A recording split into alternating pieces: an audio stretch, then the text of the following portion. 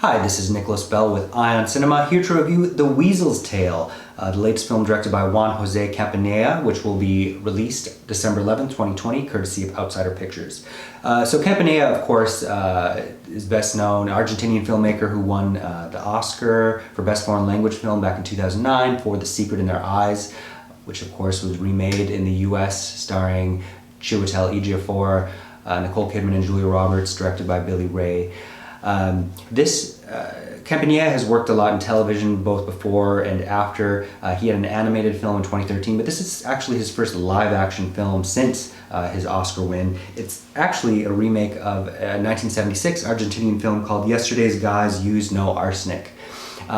So this is billed as a comic thriller, a lot more relying on the dark comedic side of it, that has a pretty great cast of older Argentinian notables led by Graciela Borges, who plays an actress named Mara Ordaz, who is an Oscar winner. She compares herself to Sophia Loren, the only other foreign language figure she's aware of that has won an Oscar.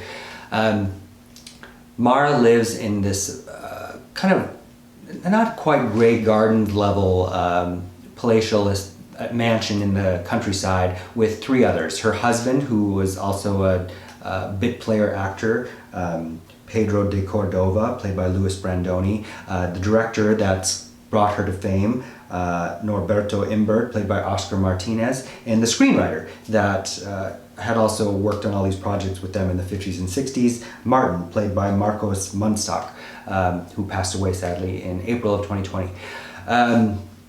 She lives with them because her best friend and sister were married to said screenwriter and director and have passed away, and or one of them is missing, which is also a plot point. Also why Pedro is in a wheelchair is a significant plot point. So we're treated eventually to two significant flashbacks to explain those things and why they're kind of entrenched together.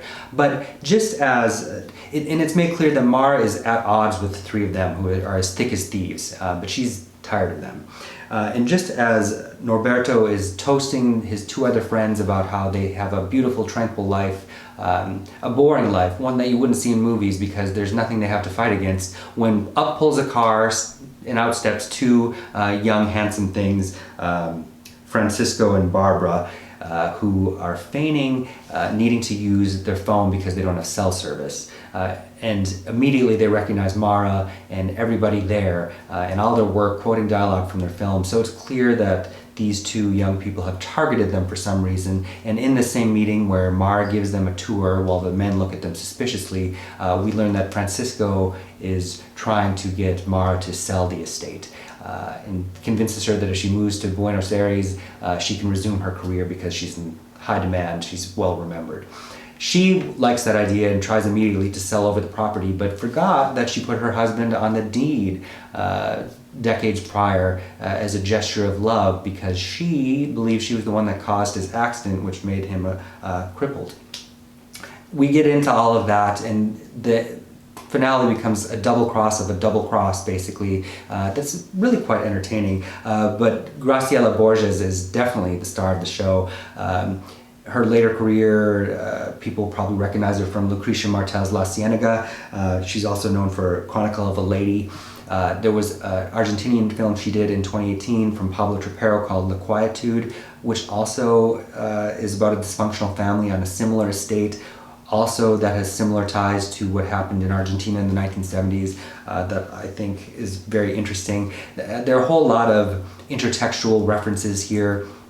One of Mara's supposed screen credits is called The Girl Who Cried Bitch, and Campanella's directorial debut was an English language feature starring Jesse Bradford called The Boy Who Cried Bitch, interestingly enough. There are one too many plot twists that kind of make this feel bogged down, almost like a telenovela, but I think this is a fantastic, Sunday afternoon viewing and a lot of fun. Overall, I would give it 3 out of 5 stars. Thank you. Hey, this is Eric from IONCINEMA.com. If you want to support us, subscribe below. For more reviews, interviews, film festival coverage from Sundance, Cannes, Toronto, you want to check out these guys on this side.